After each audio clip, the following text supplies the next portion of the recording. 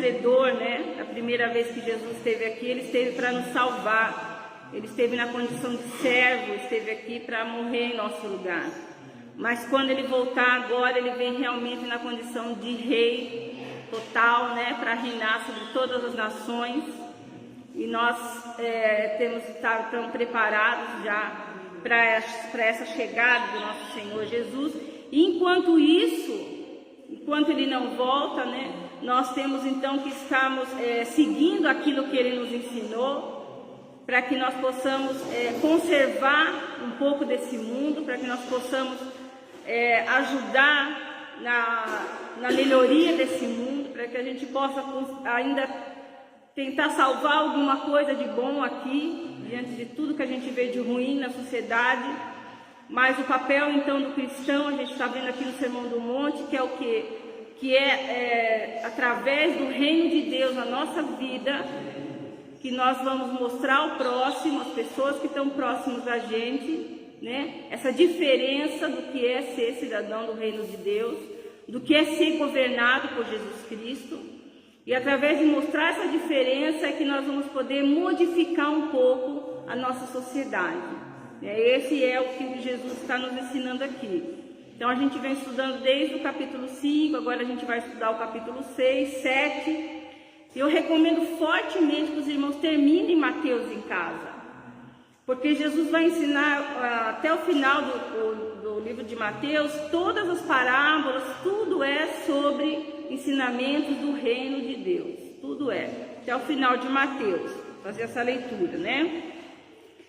Então nós já lemos o nosso texto. Hoje nós vamos falar sobre a prática da oração, a prática das esmolas, né, como é usado o termo aí, e a prática do jejum. Como é que nós, cristãos, devemos praticar essas três coisas? Lembrando que Jesus está falando aí para um grupo de judeus, né? Então ele dá algumas orientações aí dentro do contexto daquela época, de como eles estavam praticando isso. Ele vai corrigir o que eles vinham fazendo de errado. Nós vimos a aula passada, né? O quanto eles tinham deturpado o texto do olho por olho, dente por dente, né? Eles tinham usado o texto que era um texto do sistema penal, civil, e tinham transportado isso para os relacionamentos pessoais, né? Então Jesus corrigiu esse erro que eles estavam fazendo da leitura e da interpretação da lei. E aqui também Jesus vai corrigir a conduta deles mais uma vez, porque eles, a prática do jejum, da oração e do ajudar o próximo, os necessitados, é uma coisa prevista na lei, só que eles estavam praticando isso de uma forma também errada, né? Coisa que a gente vê no nosso dia a dia hoje, e fazendo uma autoanálise, a gente pode nós também podemos estar incorrendo em alguns desses erros, né? Depois, no término da aula, nós vamos procurar nos analisarmos aí, né? Mas que nós temos que estar atentos sempre a esse estudo da palavra para fazer uma autorreflexão, igual a gente estudou em Jó, né? Que Jó sentou lá e ficou pensando na vida dele anterior, né? E pensou e refletiu em tudo que ele tinha feito antes, né? Para tentar ver se ele tinha feito alguma coisa errada na vida dele. Então, um exercício que essa semana, estudando esses 3 pontos, eu fiz bastante na minha vida, assim, de refletir, olhar para dentro de mim e verificar o que é que eu estava fazendo de errado, né? Achei os meus erros, e cada irmão faça também essa reflexão, né? Antes de continuarmos, nós estamos aí na nossa campanha de oração pelas famílias, né? Nosso amigo secreto de oração. Deus tem abençoado nossas vidas grandemente, né? Nós podemos já contar os testemunhos que o Senhor tem dado, né? O amigo da irmã Denise, nós vimos no grupo, né? Graças a Deus foi encontrado, né? Que estava sequestrado aí, graças a Deus, né? Então, eu já dei o testemunho, né? Do meu filho, e outros testemunhos Deus tem levantado, os irmãos que têm feito suas viagens de segurança, irmãos que têm sido curados, né? E eu também passei por uma grande luta essa semana, dificuldade com a minha família, que eu tenho bastante, né? E Deus falou bastante no meu coração. E eu posso dizer para os irmãos, o problema está lá, do mesmo jeitinho, do mesmo formato, ele não mudou nada, né?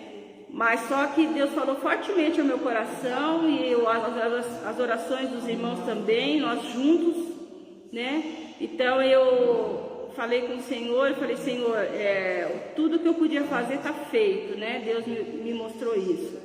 Então agora o Senhor me levanta, me põe de pé, porque ficar aqui prostrado, chorando, não vai mudar nada da realidade que está colocada aí, né?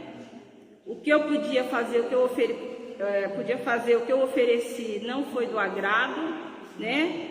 Que é uma vida digna, que é o Senhor Jesus, que é uma situação diferente para elas, né? Para minha família. Então, mais do que isso eu não posso dar, né? Então, o que eu posso fazer só é orar. E eu pedi então que o Senhor me levantasse daquele estado de depressivo, assim, um estado muito triste que eu estava. E juntamente eu sei com as orações dos irmãos, levantei no outro dia como se não tivesse nada. Glória a Deus, levantei e vamos tocando a vida para frente, né? A gente fica triste, mas não mais aquela tristeza de ficar prostrado, confiando no Senhor e sabendo que tudo está na mão dele, né? Então continuamos, irmãos, nessa trilha de oração pelos outros, é muito importante, né? A oração pelos outros fortalece grandemente a vida da gente, né? Então vamos continuar aí até sábado, quando nós vamos fazer a revelação da nossa família secreta. Então a gente já tem anunciado, né, que no sábado é o dia da pizza. Aí à noite nós vamos preparar aqui o jantar, os irmãos comprem as suas pizzas para ajudar na obra, né? E aí tragam elas quentinhas, caso a gente consiga um fogão, depois eu anuncio. Mas se não, cada um traz a sua pizza quentinha de casa, a gente vai jantar aqui e fazer a revelação das famílias secretas. Se você sentir no seu coração de trazer uma lembrancinha para a sua família secreta, fique à vontade, não é nada assim obrigatório. O intuito era orar pela família e colhermos os testemunhos, né? E aí, aqueles que não puderem vir por algum motivo, deixe, irmão, com alguém, a sua família secreta, né? Porque a hora que eu chamar, por exemplo, o irmão Danilo, vamos supor, não pode vir. Aí então chegou a vez do amigo secreto dele revelar. E o outro irmão vem no lugar dele para não quebrar aquela corrente, né? Então, quem não puder vir, eu vou estar pedindo para deixar com alguém, para que a gente revele todas as famílias secretas. E trazer os testemunhos também das bênçãos que o Senhor fez durante esse tempo, que eu sei que muito Deus tem feito, né? Alguém mais quer dar algum testemunho? Tem? Mais testemunho?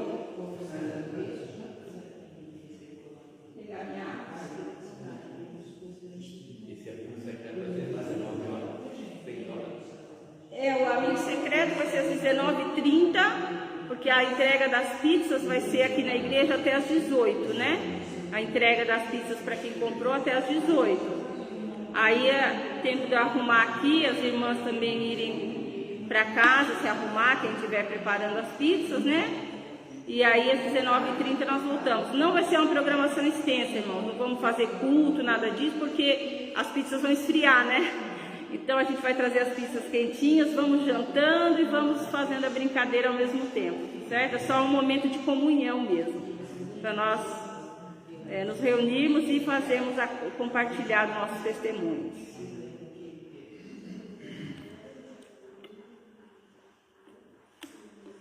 Aqui, irmãos, nessa lição, na verdade, a grande pergunta que nós temos que fazer para cada um de nós aqui: qual que é a verdadeira motivação da nossa religião? Qual que é a verdadeira motivação? Por que é que nós realmente estamos seguindo a Cristo? Por que é que nós estamos sempre aqui na igreja? Por que é que nós oramos? Por que é que nós ajudamos o necessitado? Por que que jejuamos? Por que que nos levantamos em oração? Então, a pergunta maior de todo o ensinamento aqui a respeito da oração, do jejum e da ajuda ao necessitado é: o que motiva o meu coração, o que me leva a praticar os atos referentes à nossa fé, à nossa religião? Porque a gente vê aqui que os judeus, eles estavam praticando isso para, vamos dizer assim, se aparecer, né? Porque Jesus falou ali hipócritas. A palavra hipócrita, diz a nossa revista, que é ator. Eles estavam, na verdade, só representando. Eles queriam mostrar que eles eram religiosos. Eles queriam mostrar que eles eram melhores, que eles eram santos, de que eles eram assim, um representante de Deus na terra, e que por isso eles eram privilegiados na sociedade, e que por isso eles tinham mais respeito do que as outras pessoas, e que eles eram melhores do que os outros. Então, a motivação do coração deles era o mostrar para a sociedade, né, uma coisa que na verdade eles não eram. No coração deles, eles não estavam fazendo aquilo voltados para Deus, pela fé, como nós cantamos aqui, irmã Edith, nós cantamos aqui com o hino do nosso cantor.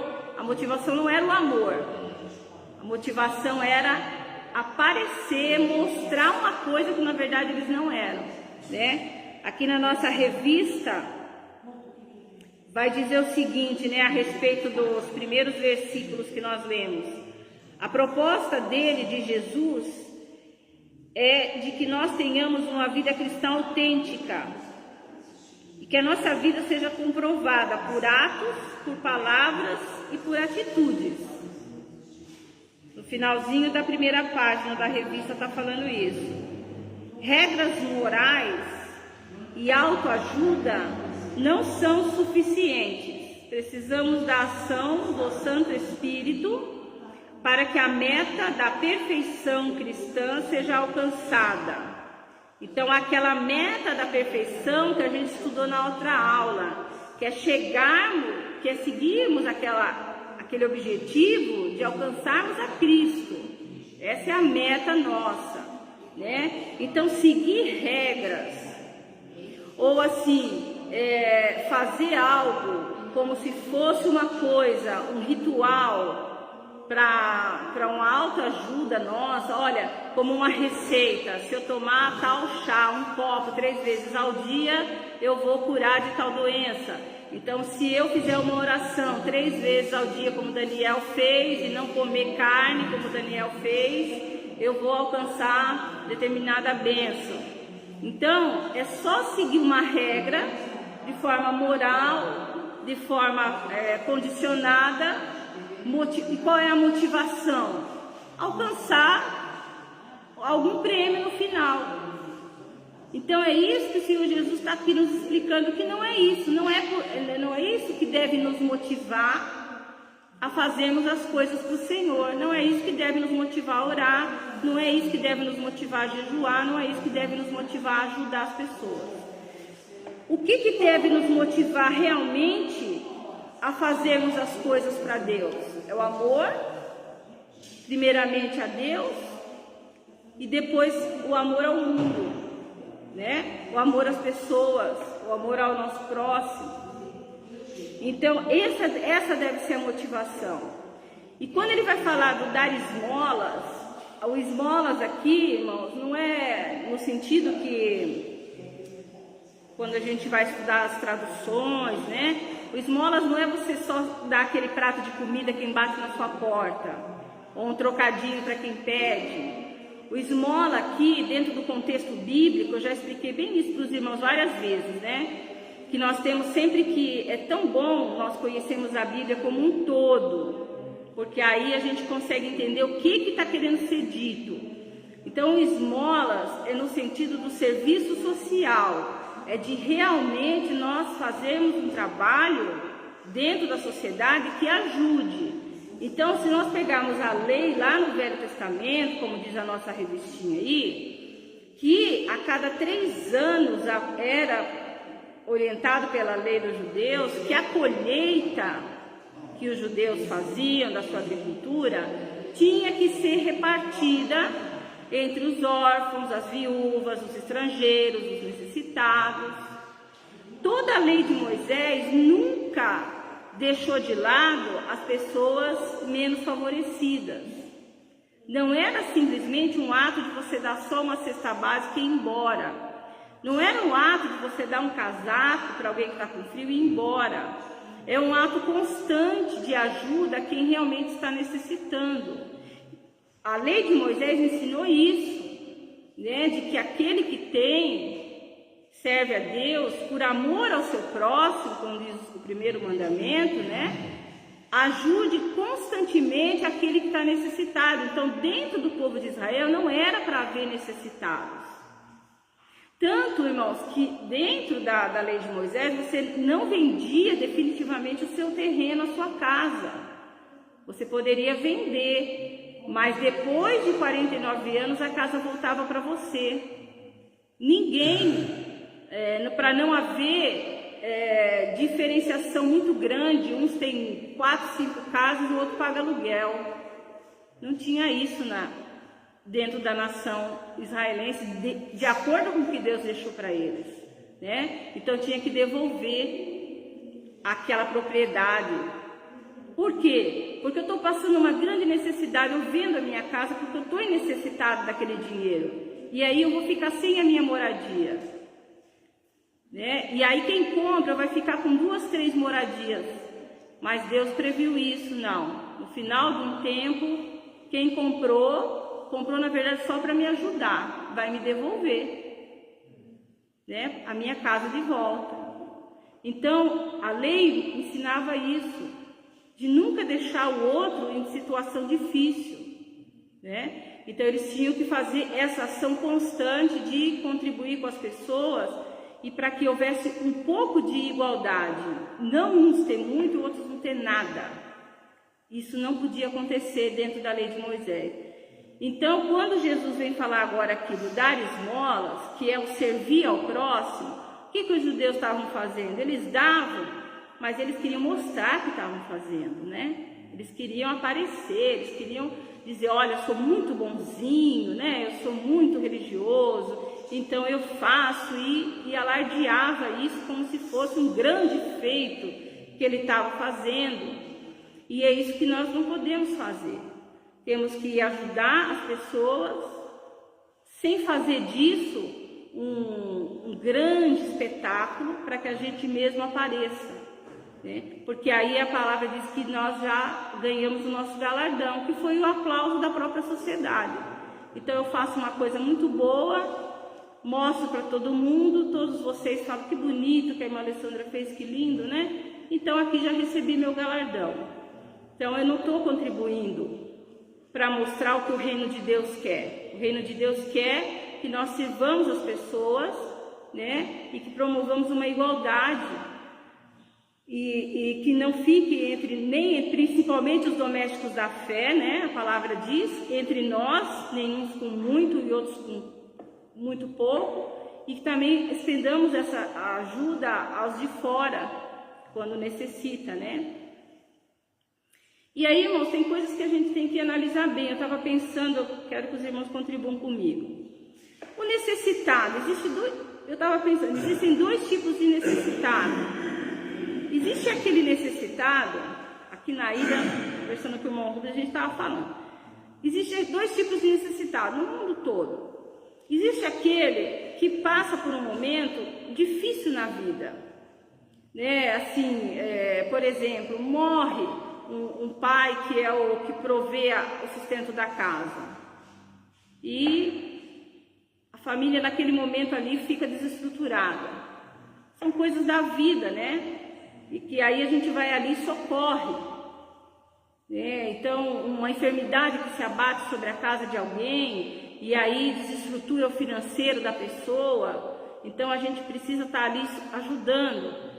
Mas também nós sabemos que existem aquelas pessoas que realmente vivem disso, vivem de esperar que alguém dê, né?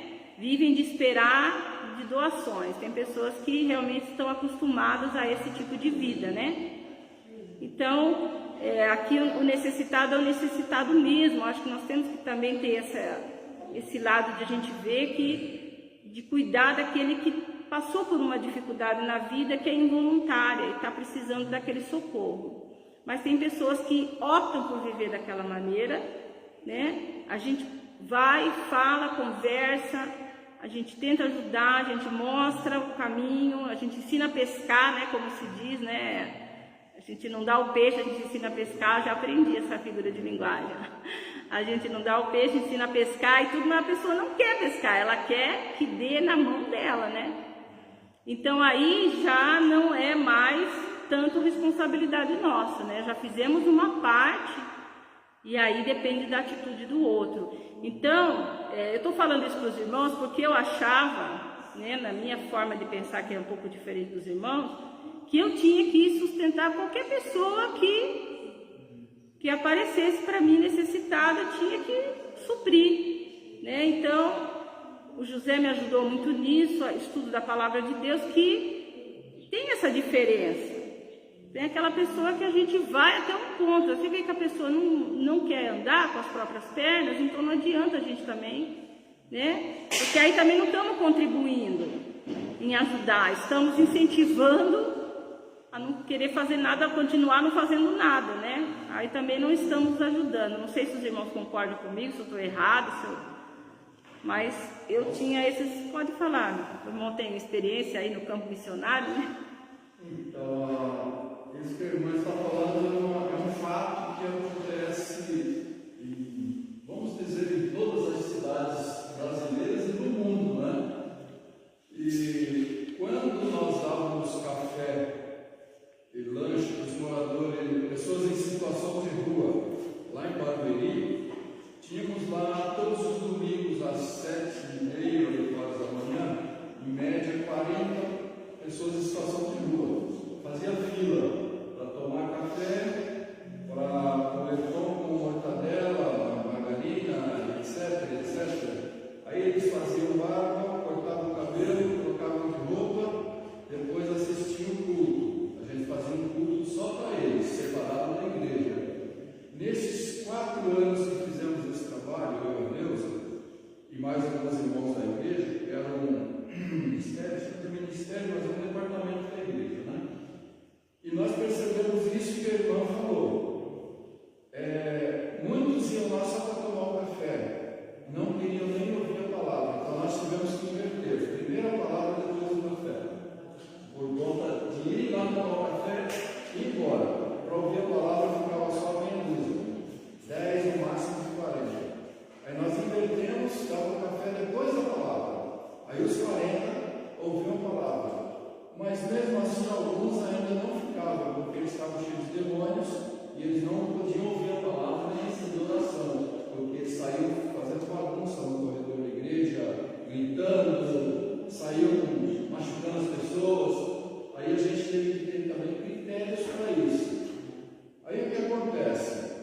Quando Jesus ele distribuiu 5.000 pães, os peixes, 5.000 pessoas, ele deu pães e peixes, ali tinha esse tipo de gente?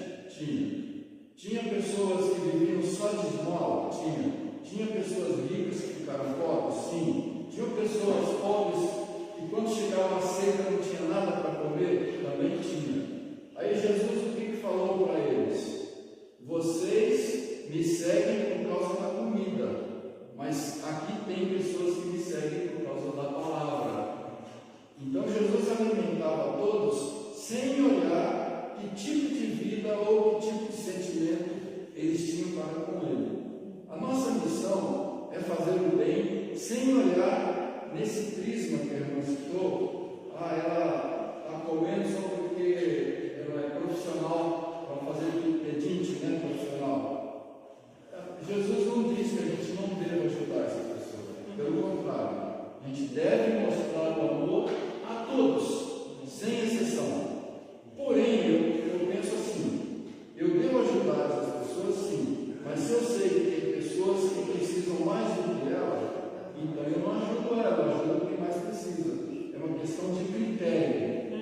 Mas o amor deve ser estendido a todos sem olhar por quê ou para quê, ou se é por ganância ou não.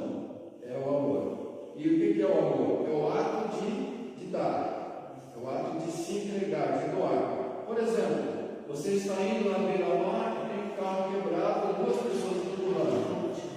E vários amigos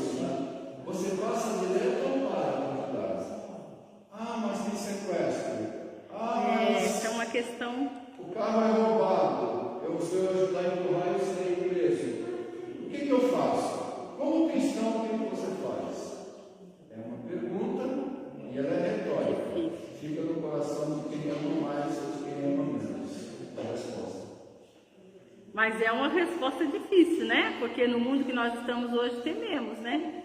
Agora, o irmão conseguiu esclarecer mais ainda, né? Essa questão do ajudar aquele que necessita e não só o que necessita, o que só vive de pedir, né? Sim. Então, a questão dos critérios era justamente o que eu queria expressar, né? Não que a gente não vai ajudar, a gente vai ajudar. O que eu quis dizer, o irmão me ajudou a esclarecer meu pensamento. A gente vai ajudar da mesma forma, mas com critérios, né? Saber que tudo também tem um limite, também não vamos ficar, né, negando às vezes o que mais precisa para manter uma situação que está viciante ali também, né? Então, essas questões dos critérios, a sabedoria, digam.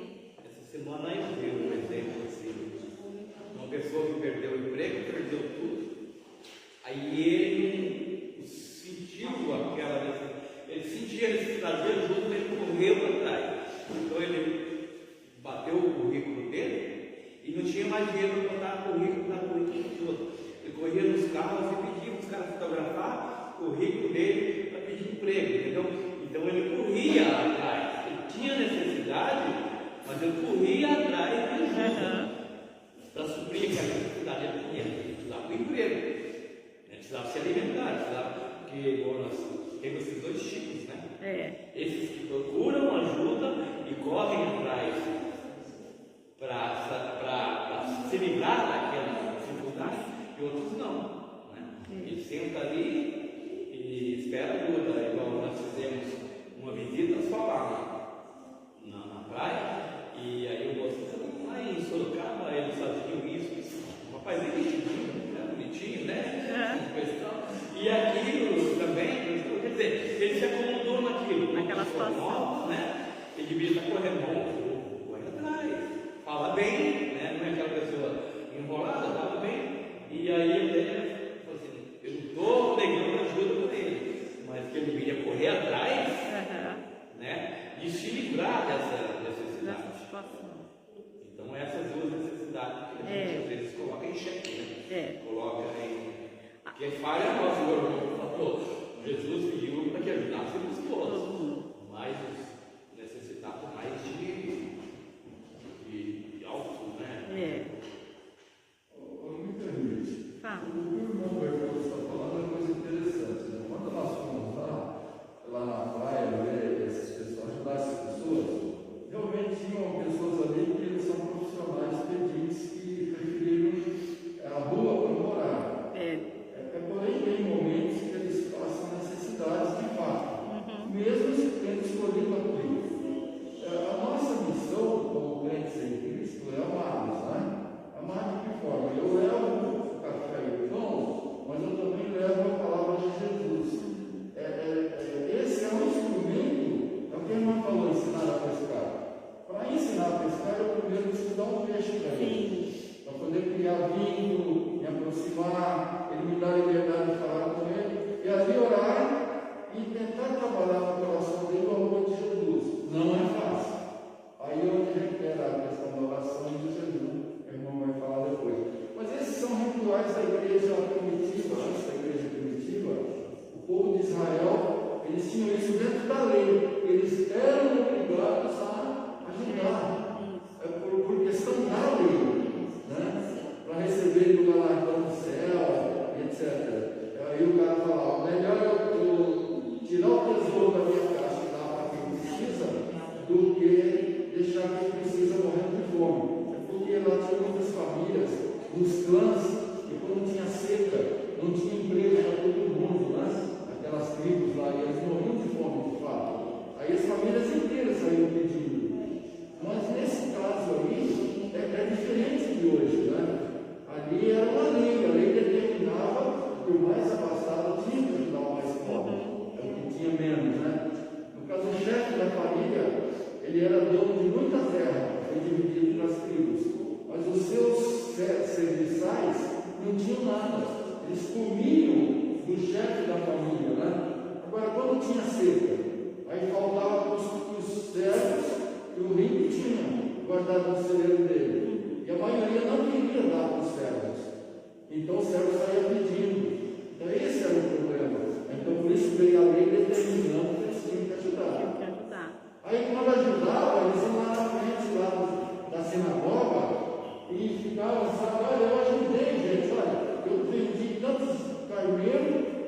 tanto saco de trigo e ajudei aquela família. Então, todo mundo batia palma para ele, ele enchia de orgulho. Esse é o problema. Como, por exemplo, o irmão Bertoldo citou a gente, vai lá, ajuda o morador de rua, vem aqui na igreja e fala: irmãos, eu sou tão bom que eu fui lá, dei café para o morador de rua da rua. Nossa, aí a igreja, nossa, esses irmãos são uma bênção. Já ganhou o galardão. Já arrancou, Já Jesus já olhou para o seu hipócrita. Você não tem mais obrigação. E aí também tem a humilhação que a gente expõe à pessoa que está recebendo, né? Uma grande humilhação, porque a pessoa que está necessitada, como no caso que o irmão Bertoldo estava falando, é uma pessoa que está necessitada, é uma circunstância, né? Ele está correndo atrás do sustento dele, você vai lá, ajuda, a pessoa está se sentindo, né? Não está se sentindo bem naquela situação, e aí a gente explorar aquele momento para se vangloriar, você expõe aquela pessoa em uma situação de humilhação, né? A pessoa fica envergonhada. Diferente daquele que já vive disso mesmo e não está nem aí, né? Então é isso aí, irmãos. A questão então do ajudar é isso aí que o Jesus estava nos dizendo. Depois a questão da oração, né? A oração, irmãos, é uma coisa como a gente está tentando fazer esse exercício da família cristã, né? Da família secreta. A oração é uma coisa fantástica, a oração pode muito em seus efeitos, né? A oração pelo irmão cobre uma porção de pecados, né? Orar sem cessar, se nós formos pegar os textos que falam de oração, são fantásticos. Jesus orou antes de morrer pelos discípulos que estavam com ele, orou até por nós que estamos aqui hoje, né? Ele orou por todos os que Deus dava a ele, fosse dar a ele já orou para que livrasse do mal desse mundo. Então, a oração é uma coisa fantástica. Jesus orou o tempo todo, deixando para nós o exemplo que ele, sendo filho de Deus, o próprio Deus, orava. Então, nós devemos orar. Mas isso também não pode ser só uma regra, né? Então, eu tenho que orar porque isso faz parte da minha religião, a minha religião manda orar, então eu vou orar. Isso tem que ser uma coisa que tem que vir do nosso coração, de nós sabemos que nós dependemos de Deus, né? Eu preciso de Deus, eu estou numa situação que eu preciso de Deus, e a única forma de eu continuar minha vida e ter uma vida melhor, de alcançar a salvação da minha alma, né? E de eu ajudar o meu próximo muitas vezes, de eu ajudar a minha família, de alguma coisa as coisas andarem na minha vida, eu achar um conforto, um alento, é a hora que eu estou ali com meu pai conversando, abrindo meu coração com ele. Então a oração não pode ser uma coisa que eu faço como pronto, hoje eu orei, então cumpri minha tarefa de hoje, né? O pastor falou que a gente não pode deixar de orar, nem de ler a Bíblia todo dia, né? Então hoje eu já orei, então eu cumpri a minha tarefa de hoje. Não é uma tarefa, né? É a conversa com o nosso Pai, né? É a conversa com o nosso Deus. E quanto somos necessitados desse Deus. Então aí entra aquele bem-aventurado pobre de espírito, lá que nós começamos a aula, né?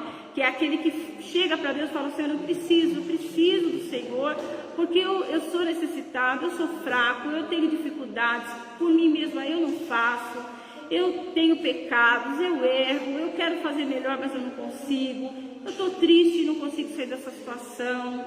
Então é aquilo de a gente abrir o coração e fazer, e saber e declarar diante do nosso Deus que a gente depende dele, a gente precisa dele, não tem outro jeito, né? E isso é a coisa mais gostosa, porque ele ouve, nos recebe, nos acalenta, né? Conforta o nosso coração, atende a nossa oração, e depois a gente conta os testemunhos, edifica o irmão que está mais fraquinho, edifica o outro que está achando que não vai receber a sua bênção, né? E tudo isso é uma grande bênção na nossa vida. Então a oração é a coisa mais fantástica que da vida cristã. A oração é uma coisa tremenda. Então não pode ser uma coisa que a gente faz por regra, como está o judeu lá orando na praça para se aparecer, né? Às vezes tem aquele irmão na igreja que pede para orar, em algumas igrejas a gente ouve contar essas histórias, né? Ó, não pede para o fulano, que se pedir para o fulano orar, não é oração, é uma pregação. De tanto que fala, e faz aquela coisa, né? Aí tem uns que fazem até aquela impostação de voz, né? Aquela coisa, né? Então não é, a oração é uma conversa com o nosso Pai. Quando nós mostramos a Ele a nossa dependência. E o jejuar também uma prática, né? Os judeus deixavam lá a aparência bem desmantelada, ficavam lá tristões, todo mundo sabe, coitadinho, aquele ali está jejuando. Ele é um homem tão piedoso, porque está em jejum. Ah, que homem maravilhoso, ele está jejuando. Não, eu estou jejuando, mas eu vou acordar de manhã, lavar meu rosto, arrumar meu cabelo. Normalmente, como se ninguém vai saber disso. Isso é uma coisa minha com Deus. É um assunto que eu estou tratando eu e o Senhor na minha oração. Estou entregando a Deus ali o meu jejum. E para que eu vou jejuar? Por que a prática do jejum é uma prática que ela é uma prática boa para nossas vidas, para nossa edificação? Porque na hora que a gente fica sem comer, a gente se sente fragilizado, né? A fome bate, a fome é uma coisa que quando ela bate, ela deixa a gente bem humildezinho, assim, bem... a gente vendo que nós não somos nada, né? Que naquela hora ali, se você está com fome, não tem como, é a comida e nada mais que vai resolver seu problema. Então é uma hora que a gente deixa a nosso orgulho de lado, é uma hora que a gente deixa tudo que a gente tem de lado e a gente fica bem fragilizado ali diante do Senhor por causa da fome que abate mesmo o nosso corpo. É a hora que a gente vê o quanto a gente é frágil, o quanto a gente é necessitado, né? E aí a gente fica naquela condição física, né, da fome, e coloca diante de Deus, então, o quê? A nossa necessidade diante do Senhor, né? Mostra para Ele que nós estamos realmente precisando, né, de alguma bênção, de alguma coisa, nós estamos precisando dEle na nossa vida. Então é um momento que nós nos derramamos diante do Senhor de uma maneira que a gente se humilha diante dEle. Mas isso é uma prática só entre nós e Deus e mais ninguém, né? Um relacionamento só entre nós e nosso Pai. Não é uma coisa para também ficar falando o que fez ou deixou de fazer, né? Isso é uma coisa muito pessoal que também Jesus está ensinando ali, que não é para nós estarmos querendo mostrar para a sociedade. Posso falar um pouco sobre oração? A gente tem curado, por exemplo, um líder chega num determinado grupo e fala: todo mundo levanta para fora agora. Aí começa todo mundo a falar ao mesmo tempo, e um ora ali, outro ora ali, outro ora lá. Eu, particularmente, eu não consigo orar num ambiente assim. E a gente tem visto isso muito comum em pequenos grupos e comunidades. E eu já fui em várias comunidades que oram, assim, todo mundo com aquela balbúrdia toda. E em casa esses irmãos quase não oram. Alguns irmãos, sem muito detalhe, então eu quero dizer assim. Quando Deus é uma pessoa, certo? Quando você conversa com uma pessoa, você conversa e ela ouve. Você fala e ela ouve. Aí a pessoa fala e eu ouço, certo? Agora, se tem 3 pessoas conversando ao mesmo tempo, o que acontece? Um vai ter que ficar quieto para que o outro ouça o que o outro esteja falando, não é assim? Por exemplo, o irmão aqui agora há pouco estava olhando para trás, incomodado com um som que vinha de trás. Ele não falou nada, mas a gente percebeu, porque incomoda, né? Claro que ninguém tem culpa, porque o ambiente não está limpado ainda, é uma sala que realmente vai estar pronta, né? Mas não seria um desrespeito quando ver 4, 5, 10 pessoas orando ao mesmo tempo ali, um querendo falar mais alto que o outro? Se Deus é pessoa, o que Jesus falou quando orar? Entra no teu quarto, fecha a sua porta e olha ao seu Pai que em secreto te ouve. E quando a gente vê esse monte de gente orando ao mesmo tempo, particularmente aqui é o Santiago, é o Wilson, que diz: eu não concordo, porque o meu Deus não é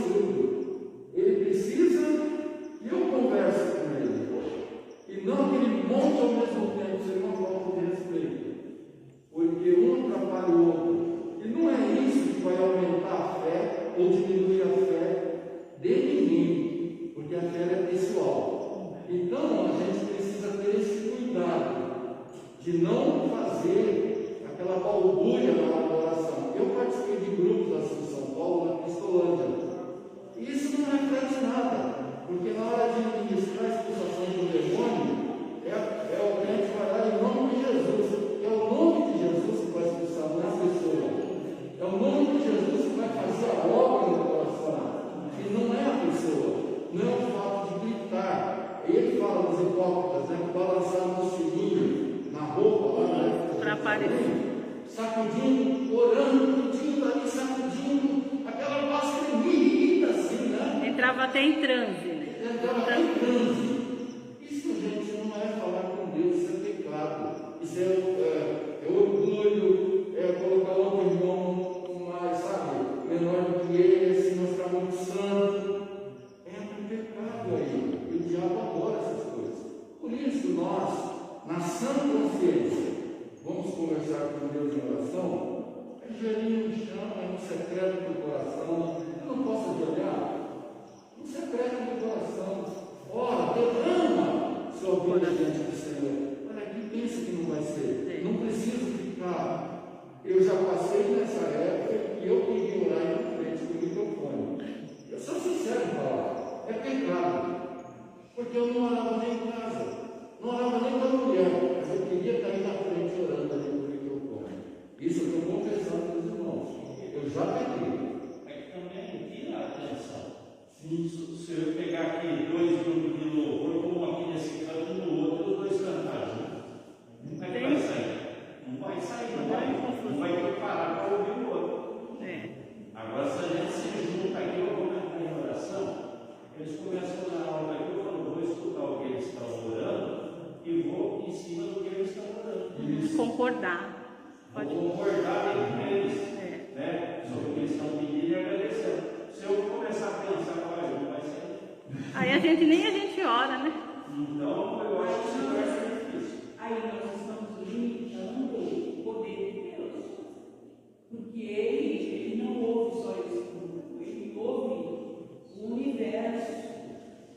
E pode falar, pode dar que ele está ouvindo que você tem no coração. Não é o que você está falando. Tira a atenção nossa. Mas a de Deus não tira jamais. Isso não, mas aquela conversa que você quer ter, Não eu tem. mesmo não consigo. Então vamos ver na Bíblia algum exemplo de oração todo mundo ao mesmo tempo. Tem? No Novo Testamento. Tem clamor, né, meu irmão? Não, clamor é diferente.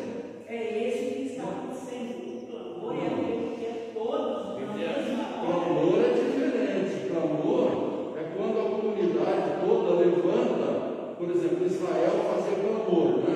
Quando eles venciam uma guerra, então era cantando ali, ou quando estava toda a comunidade sofrendo, chorando ao mesmo tempo, isso é clamor. Agora, conversar com um ser vivo, ao mesmo tempo, a comunidade entra em êxtase. Ela entra em êxtase e descontrole. Na igreja primitiva só temos um momento em que a comunidade entrou em êxtase. Sabe quando? Na descida do Espírito Santo. Quando todos passaram a falar línguas estranhas, não é qualquer língua, e começaram a proclamar o Evangelho ali. No dia que Pedro pregou e 3.000 almas se converteram. Se me mostrar na Bíblia onde está escrito que todo mundo pode orar ao mesmo tempo, se Jesus autorizou isso, eu sigo. Se não mostrar, para mim está errado. Jesus deixou exemplo de sair do jardim e orar sozinho, de sair para o secreto e orar. Jesus orou por Pedro, Tiago e João. Mas só ele orava. E Jesus subiu para orar lá em cima no Monte das Oliveiras. Ele não levou todo mundo.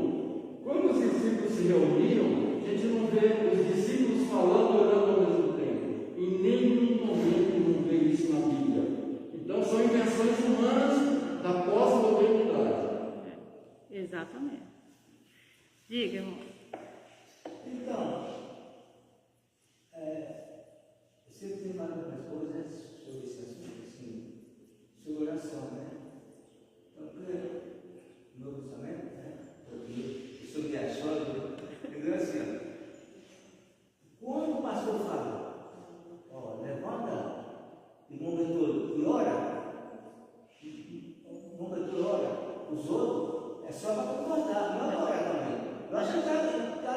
Deus. Mas quando pediu para orar, então ele, os que estão do lado, tem que ficar concordando. Amém, Deus, amém. Isso. Então, não é, porque já falou para ele, a hora que veio pelo Espírito Santo para o pastor, passar para ele, foi para ele. Para ele orar. Agora, o que não é orando, eu estou concordando. Aí ele está na oração, falando com Deus. Agora, tem outro sentido também. Agora, quando o pastor fala, vamos orar, ele não ensinou nenhum para orar sozinho, ele mandou nós orar. Porque isso acontece, né, galera? Vamos orar. Aí é outra coisa. Vamos orar, eu tirar uma pessoa para orar. Então, aí eu vou orar também, aí eu vou orar, eu vou falar o que eu preciso. Às vezes, quando você depende do momento que o Espírito Santo me usar, às vezes eu vou orar baixo, às vezes eu vou dar uma mão comigo, entendeu? Mas é essa regra aí, é só Deus sabe. Tá certo. Mas, irmãos,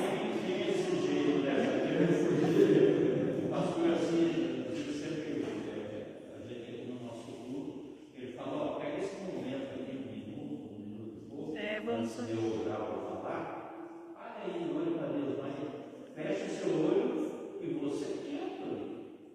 Você não vê todo mundo junto, você está fazendo a sua oração, está ali falando com Deus, mas está silêncio. Eu estou fazendo a minha, não tem uma outra voz do meu lado que está me tirando porque eu quero concentração. Ou expor para Deus. Não está tirando aquela atenção. Então aí sim, eu acho. Vamos orar, mas é oração silenciosa. Eu concordo assim. Em casa, entra no quarto, fecha a tua porta e fala com Deus. Dentro da igreja, pode pedir para Deus. Você não está assim conversando, você está pedindo, você está clamando. Então, pode falar. Minha opinião, eu respeito tudo que vocês estão falando. Mas é a minha opinião. E eu leio a Bíblia, eu tenho a minha, né? Então, eu acho isso. Em casa, eu tenho maior cuidado. Vou no quarto. Quando eu entro no quarto, ainda leio. Não precisa fechar a porta, porque eu estou Está sozinha. Porque essa história de fechar a porta pode ser num lugar que você esteja sozinho. Então eu leio. Não preciso fechar a porta. Mas eu vou fechar porque a Bíblia fala. Aí você ajoelha, você chora, você clama, você Deus. Dentro da igreja, não estou eu, Deus, estou eu e você escuta. Então aqui é diferente. Aqui nós podemos só pedir, você não está numa conversa com Deus, ou seja, quando você diz, meu Pai, não me ajude. Então, bom jeito, ele não me deu, mas eu acho que Deus. E a senhora consegue fazer esse tipo que a senhora está falando. Porque aqui é assim, tipo Luiz, quinta-feira passada, o pastor falou, pode orar como quiser, não, como você quiser. Então, aí, ore pela sua família. Então, o que nós fizemos? Ó meu Pai, abençoa minha família, cada um tem a sua e bem a outra. E eu achei bonito, eu achei lindo. E conversa com Deus é uma coisa tão íntima. E pedir a Deus, mas pedir agora para não sair na rua. Eu já tive vontade, uma vez eu decidi uma vez. E sai gritando. Vontade de sair na rua, gritando assim. Eu já tive essa vontade, eu queria vontade. Eu recebi uma bênção muito grande, então eu queria esse desejo de fazer. Igual quando a gente se converte, né? Tem vontade de sair. Então é por isso que as opiniões são. Mas a Bíblia, ela fala, né? Eu estou tentando achar aqui que eu sou ruim de guardar o endereço. Que nós devemos falar um de cada vez, né? Se o irmão Rony achar aí, eu sei que é Coríntios. Sabe um pouquinho? Pode falar. Eu já falei, mas eu Não, pode falar. Quando Deus fala, fecha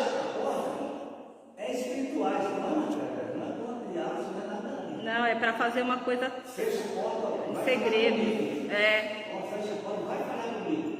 Esquece o restante. É. Fora da casa, ali o carro vai ser o ele. é isso, exatamente. É um momento só nosso íntimo, que ele quer dizer, né? Tem um momento íntimo sozinho, né? Você tem que barrar tudo aquilo que está lá fora. Senão, se eu sentar aqui e a irmã está aí falando aí, de repente eu começo a pensar lá em casa que eu preciso comprar uma pita para segunda-feira. Você vai ficar falando por uns 5 minutos. Eu falo, puxa, perdi o que ela falou. Eu criei aqui na minha cabeça uma coisa que eu tenho que fazer e não fiquei firme no que ela está falando. Então, é o que o irmão fala, a gente tem que fechar essa porta. É espiritual mesmo. A gente sentou aqui, vai ouvir a palavra de Deus, então a gente tem que estar com ele. O que ficou ali da porta para fora ficou.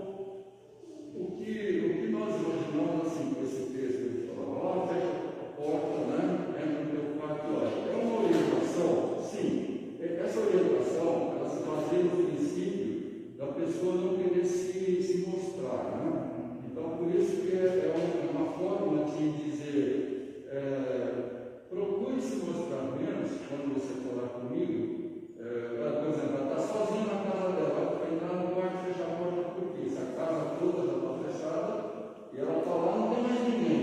Então, é uma força de expressão que nos diz assim: quando você orar, não precisa estar mostrando para todo mundo que você é uma pessoa que tem poder na sua oração, que você fala com Deus, que você, sabe, faça de forma humilde, se deposite diante do Senhor de uma forma que as pessoas não vão dizer, olha lá o crente hipócrita, sabe? É nesse sentido, como faziam lá no povo de Israel, né? São aquela seita lá da época dos judeus, eles ficavam balançando até um sininho na roupa. Para aparecer. Mas assim, quando os pastores falam, por exemplo, vocês podem orar no grupo, senta dois ali no canto, ora, senta dois aqui, ora, dois ali, ora, outro ali, ora. Eu não vejo nenhum problema, desde que não atrapalhe o outro com gritaria, né? Eu acho que Deus ouve essas orações porque são individuais ou em grupo, mas com ordem, com essência, nada desorganizado. Eu não vejo nenhum problema. A questão é quando a gente fala aquela balbúrdia dentro do ambiente, se fica de fora assim, você pergunta, aí tem um pano de novo, o que é isso? Você não entende nada, né? É o que normalmente se fala na sociedade, né? A sua igreja é daquela que grita ou não? Quando você convida alguém para a igreja. A sua igreja é da que grita ou é da que não grita? Irmãos, vamos ver lá em 1 Coríntios 14. E aí nós vamos tirando essa dúvida aí que foi levantada então, porque a palavra de Deus é a melhor orientação para a nossa vida, né?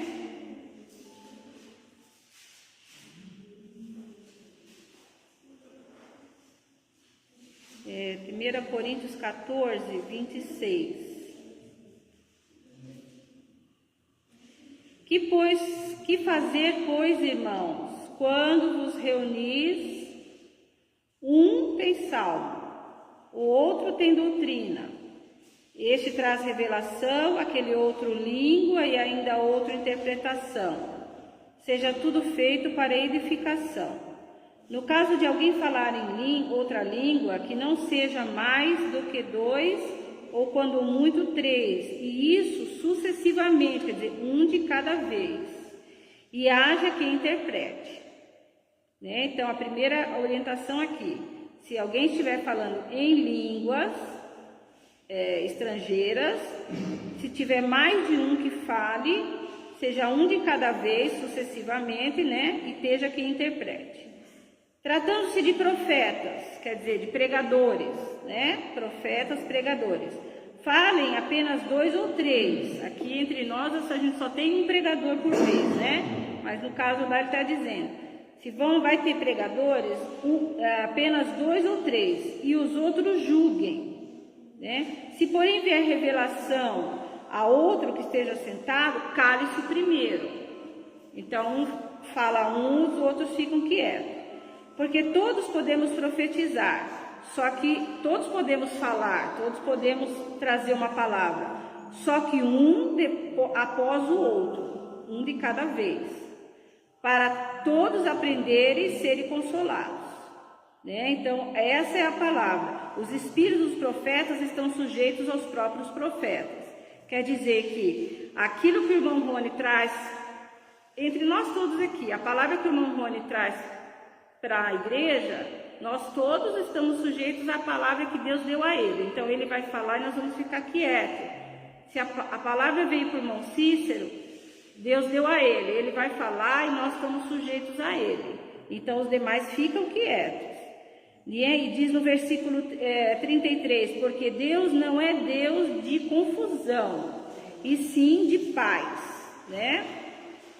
E aí a gente vai continuando o texto, no versículo 40, né? Depois os irmãos podem ler tudo com calma, mas no 40 é que vai terminar, e acho que fica bem claro. Tudo, porém, seja feito com decência e ordem, né? Então, ele já está falando aqui, não falou especificamente no caso de orar, mas falou que se tiver línguas é um de cada vez, se for alguém pregar é um de cada vez, sempre um de cada vez, um fala e o outro escuta e assim sucessivamente. E que o culto tem que ser feito com decência e com ordem. Então, essa eu acredito que é a palavra final da Bíblia, né? É o que Paulo ensinou para Coríntios, porque estava lá, igual o irmão Rony falou, aquela bagunça, todo mundo falando ao mesmo tempo. Então, nós já estudamos 1º e 2 Coríntios aqui, né? Então, Paulo disse, não, pode parar com isso. Um fala, o outro fica quieto, um fala, o outro fica quieto. Certo? Então, essa é a orientação. E vamos encerrar, então, aqui, irmãos, e vamos trazer um pouco para a nossa realidade. Gostaria que os irmãos também participassem nisso. Trazendo toda essa questão aí que nós estamos vendo dos judeus, na verdade, qual é o grande problema da nossa sociedade hoje? Eu até brincava lá em casa que eu não queria ter filha mulher por causa disso. É que existe um grande problema na nossa sociedade hoje, que é a de querer agradar os outros, né? Então, a mulher, eu brincava assim que as meninas lá na escola, elas têm uma coisa de moda, né? Ah, se a outra tem, eu também tenho.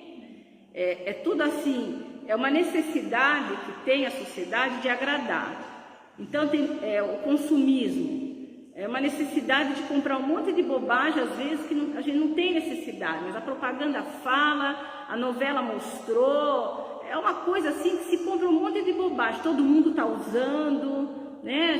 Mulher tem mais isso do que homem, mas os homens também, então, os meninos, os jovens estão ficando assim.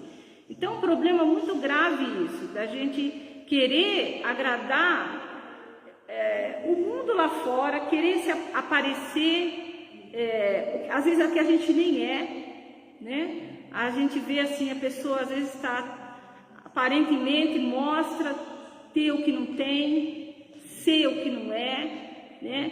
Porque é um apelo da mídia, um apelo das redes sociais, né? No Facebook, o pessoal coloca aquelas fotos lindas, bonitas lá, quando você chega na casa da pessoa não é nada daquilo.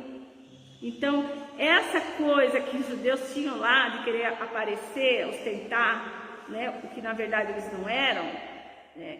Hoje em dia para nós está extremamente comum nas redes sociais. O pessoal quer mostrar uma coisa que não é, compra coisas desnecessárias e usa coisas que nem fica bem na pessoa, nem é adequado, mas porque tem que mostrar, porque todo mundo está usando, porque é assim que tem que ser, né? Então a sociedade hoje está muito assim, né? O nosso grupo aqui, nós somos um grupo diferente, já passamos um pouco dessa idade, né? Mas se tivéssemos jovens, temos a nossa família, né? Sabemos que a sociedade está assim, né? Com essa coisa de querer mostrar o que não é. E outra coisa também, irmãos, que é um problema, isso já é um problema, acho que da natureza humana. A gente gosta muito de falar do que a gente fez. Ah, nós adoramos contar, né? Fiz isso, fiz aquilo, mas quando o outro vai contar o que fez, a gente não gosta muito de ouvir, não. Aí, sem graça essa conversa, você quer cortar a conversa do outro, né? A gente gosta mais de escutar, de falar o que a gente fez de bom, mas a gente não gosta de escutar o que o outro faz de bom. Mas se o outro está passando, fez uma coisa de ruim, errou, aí às vezes a gente também dá ouvido demais a isso daí, né? Então essas coisas também é uma coisa que a gente tem que ver bem nessa questão da hipocrisia, né? Então, no amor, quando a gente ama, né, não pode ter todas essas coisas, principalmente no reino de Deus que está habitando no nosso coração. Então, aí eu trouxe esses conselhos aqui, ó. Na verdade, não são meus, é daquele aplicativo, irmãos, que eu coloquei no grupo. Eu estou lendo a Bíblia todinha e estou escutando a Bíblia, aquele aplicativo. Aquele pastor, o pastor Batista, ele está fazendo uma leitura, rápidas explicações da Bíblia inteirinha, de Gênesis e Apocalipse. Eu estou escutando todinha a Bíblia com ele. E aí, quando chegou nessa parte, ele deu esses conselhos para nós aqui. Nunca, tá de vermelho, tá? Que é para a gente pare. Nunca se elogie, né? Então, eu gostei muito dessas questões aqui, até para nós que estamos aqui à frente, né, Mônica? Se a gente fizer, um policia o outro, né? Nunca se elogie, não fique falando do bem que você fez. Ele até falou que é até antiético um pregador, um professor de escola bíblica ficar dando seus próprios exemplos. Se eu fizer isso, vocês me dão um cutucão no final da aula, tá? Nunca falar do bem que você fez, a gente fez uma coisa boa, vamos ficar quieto. E daí ele fala assim, então, em vez de você falar do seu testemunho, então aqui, ó, de verdinho, que esse aqui está liberado, mencione o que é feito de bem pelos outros. O bem que você viu outras pessoas fazerem, né? Mencione outras coisas que você viu de bom que está sendo feito, mas o que você fez, o que a gente fez, não vamos falar não, né? Então, se eu fizer isso, vocês me cutuquem no final da aula. Não conte bons exemplos de você mesmo, né? Isso aí a gente professor, às vezes pregador, eu fiquei bem preocupada com isso, fiz uma autoanálise. Muito bom, né? A gente conta os nossos próprios exemplos, está errado, né? A gente não conta os nossos próprios exemplos de vida, né? E não procure o reconhecimento, né? Não procure o reconhecimento do que você está fazendo. Nós estamos fazendo o trabalho do Senhor e esse trabalho, irmãos, não adianta a gente querer esperar o reconhecimento do ser humano. Quando ele vem, é bom, né?